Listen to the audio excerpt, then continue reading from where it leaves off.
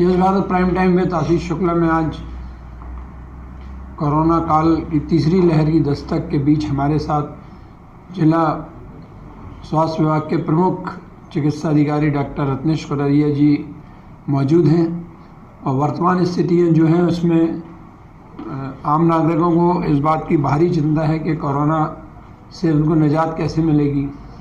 यहाँ यह बहुत गौरतलब बात है कि कोरोना की चाहे पहली लहर हो, चाहे दूसरी लहर हो, चाहे तीसरी लहर हो, या इसके अलावा सामान्य दिनों में भी जो स्वास्थ्य से संबंधित लोग परेशान रहते हैं उसमें स्वास्थ्य विभाग की महत्ता बहुत अत्यंत महत्वपूर्ण भूमिका रहती है। और कोरोना काल में तो स्वास्थ्य विभाग ने यह प्रमाणित कर दिया कि वह उन आम नागरिकों के स्वास्थ्य के लिए जो बन पड़ता है वो करते हैं। कोडरिया जी ने दूसरा काल भी देखा, पहला भी देखा, तीसरा भी देखा। आज हम उनसे तीसरा जो स्कूलें बंद हो गई हैं, ऐसी स्थिति में लोगों के दिमाग में कई प्रकार के सवाल हैं। तो कोडरिया जी, पहला सवाल मेरा ये है कि वर्तमान में जो कोरोना का लहर चल रही है उसमें कोरोना पॉजिटिव की संख्या बढ़ रही है, लेकिन अस्पतालों की क्या स्थिति है? नमस्कार। सबसे पहले मैं आशीष शुक्ला जी एवं संस्कार धानी के सभी नागरिकों को संक्रांति पर्व की शुभकामनाएं देता हूं, नए वर्ष की शुभकामनाएं देता हूं। जैसा आपने पूछा कि ये तृतीय लहर का आगाज हो गया है, देखें कि लगभग दिसंबर लास्ट में हमारे पास केसों की संख्या 0, 1, 2 इस तरीके से आते थे। यकायक संख्या बढ़ते हुए 20, 40, 80 अब 300 पार हो गई है। तो निश्चित रूप से ये जो नया वेरिएंट है जिसके बारे में बोला जा रहा है कि ओमिक्रॉन है, इसकी संक्रामकता ज़्यादा है। अच्छी बात यह है कि इसमें वैसे गंभीर लक्षण नहीं हो रहे हैं। ये इसी का कारण है कि गंभीर लक्षण न होने के कारण लोग बाग इसको हल्के में ले रहे हैं।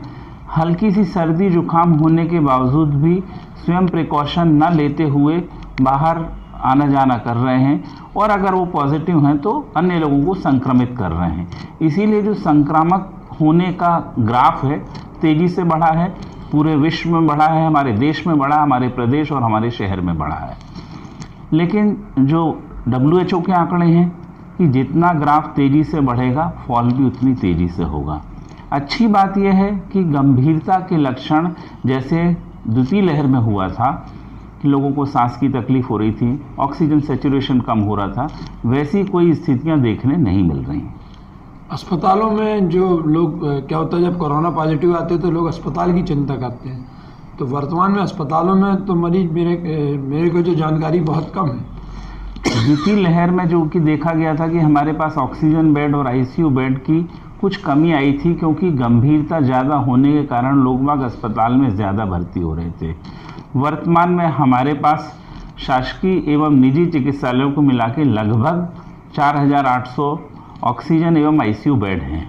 और जो कल की स्थिति थी कि हमारे पास 1680 एक्टिव केस में से लगभग 30 या 40 मरीज अस्पताल में एडमिट थे, वो भी पूर्णतः सुरक्षित थे, सबका ऑक्सीजन लेवल बराबर था। कुछ मरीज ऐसे थे कि जो अस्पताल में भर्ती थे उसी समय उनकी जांच हुई है तो फिर वो वहीं पर रुक गए हैं। वैसे इन प्रकरणों में अस्पताल में भर्ती करने की आवश्यकता नगण्य है। इंजेक्शन की भी मारामारी नहीं है, दवाई की भी नहीं है, तो इतनी आवश्यकता पड़ नहीं रही है। देखिए, जैसा सेकेंड लहर में हुआ था कि चूंकि ऑक्सीजन सैचुरेशन फॉल हो रहा था, लंग्स का इन्वॉल्वमेंट ज़्यादा हो रहा था, तो रेमडेसिविर या अन्य जैसे इंजेक्शन की आवश्यकता पड़ रही थी। और चूंकि एकाएक वो आवश्यकता पूरे देश में, पूरे प्रदेश में पड़ी, तो उसकी कुछ कमी का अभाव हुआ था। हालांकि शासन प्रशासन ने उसको भी नियंत्रित कर सभी को उपलब्ध कराया था। वर्तमान में ऐसे इंजेक्शन की अभी तक ज़रूरत नहीं पड़ी है। अभी सिर्फ एक मरीज को एक निजी चिकित्सालय ने इंजेक्शन लगाए हैं। अपन ये माने कि ये जो लहर के आंकड़े बढ़ रहे हैं, ये ऐसा कब तक का प्रभाव रहेगा कि लोगों के दिमाग से जाए कि लहर जा रही है? देखिए, जो आने वाले अभी 2 से 3 हफ्ते हैं ये बेहद सतर्कता बरतने वाले हैं। मुझे लगता है कि जनवरी एंड से फरवरी फर्स्ट वीक तक हम पीक तक पहुंच जाएंगे। और पीक में पहुंचने पर जैसा सेकेंड लहर में जो हमारा प्रतिदिन पॉजिटिव होने का आंकड़ा लगभग 1400-1500 था। तो चूंकि इस वेरिएंट की संक्रामकता ज़्यादा है तो ये काफ़ी ज़्यादा हो सकता है कि 2500 से 3000 लोग भी प्रतिदिन संक्रमित हों। लेकिन सुरक्षित रहेंगे ऐसा अभी तक का वायरस जो सिम्टम दे रहा है? नहीं, क्या होता है कि लोग गलत धारणा बना लेते हैं। आज हमारे पास इस वेरिएंट का मात्र 10 दिन का इतिहास है। जी जी। तो अभी तक कोई संक्रामकता नहीं हुई है जी। कोई दिक्कत नहीं हुई है। लेकिन ये बात नहीं भूलना चाहिए कि कोई भी वैश्विक महामारी को कमज़ोर नहीं समझना चाहिए। हमारे संसाधन पर्याप्त हैं शासकीय एवं निजी चिकित्सालयों में, लेकिन जब एकाएक मरीजों में स्थिति गंभीर होती है तो सभी संसाधन कहीं ना कहीं कम पड़ जाते हैं। तो हमें सुरक्षित कोविड एप्रोप्रिएट बिहेवियर नहीं छोड़ना है, मास्क का उपयोग करना है, सोशल डिस्टेंसिंग करना है और अनावश्यक भीड़ भाड़ वाले इलाकों में जाने से बचना चाहिए। ग्रामीण इलाकों की क्या स्थिति है? अमूमन जो हमारे पास जो सैंपलिंग हो रही है पूरे जिले से हो रही है। सभी ब्लॉक से हम लगभग 1,500 से 2,000 सैंपल्स ले रहे हैं और शहर के भी लगभग 3,000 सैंपल हो रहे हैं। तो जो पॉजिटिविटी आ रही है ग्रामीण अंचल में भी आ रही है और शहर में भी है। ग्रामीण अंचलों के लिए जो पहले सभी ब्लॉक स्तर पर हमने द्वितीय लहर के बाद जो सामुदायिक स्वास्थ्य केंद्र हैं 10 से 20 बिस्तर की ऑक्सीजन लाइन की सुविधा उपलब्ध करा दी है। सभी ब्लॉक स्तर पर ऑक्सीजन कंसंट्रेटर पर्याप्त उपलब्ध हैं और चिकित्सकीय सुविधाएं आइसोलेशन किट पर्याप्त रूप से मुहैया करा दी गई हैं। इसके अलावा अपनी और क्या क्या तैयारी है जो आम जनता को आप बताना चाह रहे हो? देखिए, द्वितीय लहर में हमारा विक्टोरिया चिकित्सालय में हमारे पास एक ऑक्सीजन प्लांट था और मात्र 13 बिस्तर का आईसीयू था। अब हमारे पास 2 ऑक्सीजन प्लांट फुल्ली फंक्शनल हो गए हैं। हमारे पास आईसीयू की क्षमता 33 बिस्तर की हो गई है। एचडीयू बढ़ गया है।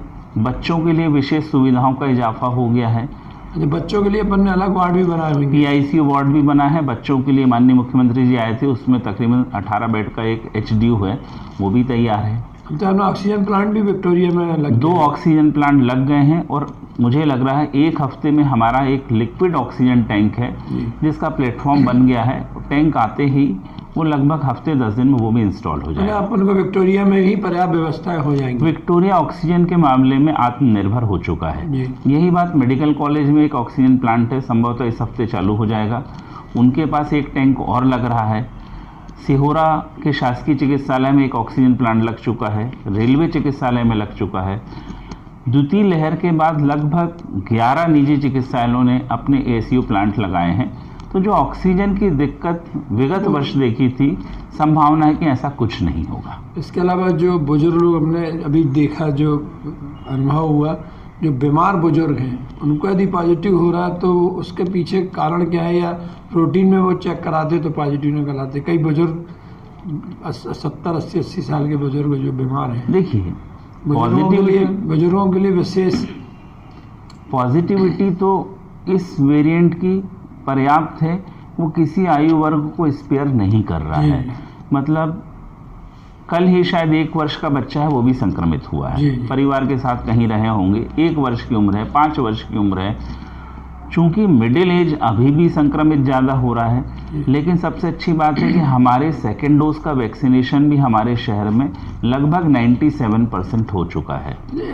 एक सवाल और मेरे दिमाग में पता चला रहा, तो आपसे कंफर्म कर रहा हूँ कि जो कोवैक्सीन है वो 12 साल के ऊपर के बच्चे को लगाई जा सकती है क्या? ऐसा कोई गाइडलाइन है? ये स्टडीज अंडर ट्रायल हैं। अभी डीजीसीआई ने इसको 12 साल के ऊपर अनुमति नहीं दी। कोवैक्सीन, कोविशील्ड के लिए नहीं, कोवैक्सीन भी। लेकिन चूंकि जब तक पूर्णतः भारत शासन प्रामाणिक रूप से इसकी अनुमति न दे दे, तब तक हम इसका उपयोग नहीं कर सकते। 2007 का तो हो गया कि 2007 में जो बच्चे पैदा हुए हैं वो वैक्सीन लगवा सकते हैं? बिल्कुल लगवा सकते हैं, उनको हम लगा रहे हैं। और चूंकि हमारा जो 15 से 18 वर्ष के बच्चों का वैक्सीनेशन था वो भी हम पर्याप्त रूप से कर चुके हैं। चूंकि अभी स्कूल बंद हो गए हैं तो भी हम शिक्षकों की मदद लेकर, जिला शिक्षा अधिकारी मदद लेकर, लोगों के पेरेंट्स को मोटिवेट करके घर घर जाकर उनका टीकाकरण कर रहे हैं। तो ये मैंने कोवैक्सीन की जो 12 साल की उम्र का है, ये अभी इसका अधिकृत आपको आदेश दिया है कि नहीं? हाँ, 12 साल से ऊपर के लिए अभी अंडर ट्रायल है, उसके विधिवत आदेश नहीं आए। इसके अलावा जो 15 साल से 18 साल के बच्चों को लग रहा सबको, तीसरे डोज के बारे में भी लोग बहुत उत्साहित हैं कि उसको हम लगवा लें। इसकी सामान्य प्रक्रिया कब से शुरू होगी? नहीं, तीसरा डोज लगना चालू हो गया है।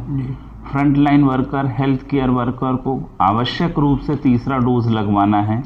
और 60 वर्ष से अधिक आयु के बुजुर्ग जो अन्य कोमॉर्बिडिटीज़ जैसे डायबिटीज़, हाइपरटेंशन या गुर्दे की बीमारी संबंधित मरीज हैं, उन्हें आवश्यक रूप से तृतीय डोज लगवाना चाहिए।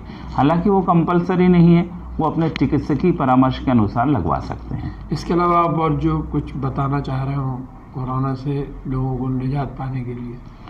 देखिए, द्वितीय लहर का हमारे पास अनुभव है। प्रथम लहर में हमारे पास संसाधनों की उतनी व्यवस्था नहीं थी।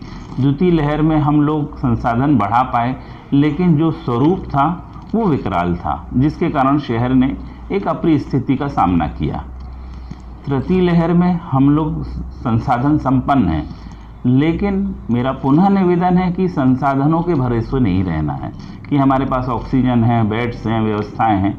हमें अपनी सुरक्षा स्वयं करना है, मास्क का सदैव उपयोग करना है, सैनिटाइजेशन से अपने हाथ को फ्रीक्वेंट वॉश करना है और सुरक्षित दूरी का पालन आवश्यक रूप से करना है। ये थे डॉक्टर रत्नेश कोदरिया जी, जिन्होंने बहुत अच्छी कोरोना से रिलेटेड जानकारियाँ दी और स्वास्थ्य विभाग कितना सचेत है उसकी भी जानकारी दी हमें। आप पे पूरा कोदरिया जी की बातें सुन के आप अपने आप को सुरक्षित रखेंगे और जबलपुर को स्वस्थ रखेंगे। नमस्कार।